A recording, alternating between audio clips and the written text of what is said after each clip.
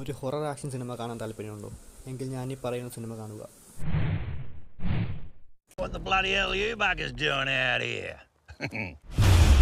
സിനിമയിൽ യാതൊരുവിധ ലാഗോ കാര്യങ്ങളോ ഒന്നുമില്ല.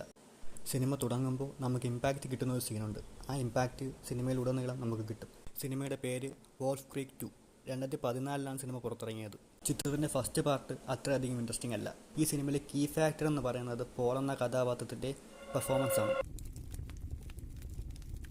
ഇപ്പോൾ ഈ കാണിച്ച വ്യക്തിയെപ്പോലുള്ള ആൾക്കാരെ ടോർച്ചർ ചെയ്ത് കൊല്ലുക എന്നുള്ളതാണ് പുള്ളിക്കാരൻ്റെ മെയിൻ ഹോബി എന്ന് പറയുന്നത്.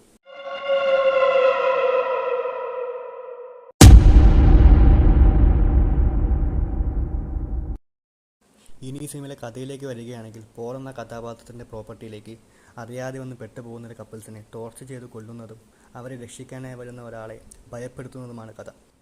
ഒരു ഹൊറർ ആക്ഷൻ സിനിമ ആയതുകൊണ്ട് തന്നെ അത്യാവശ്യം മനക്കെട്ടുള്ള ആൾക്കാർ മാത്രം ഇത് കാണുക.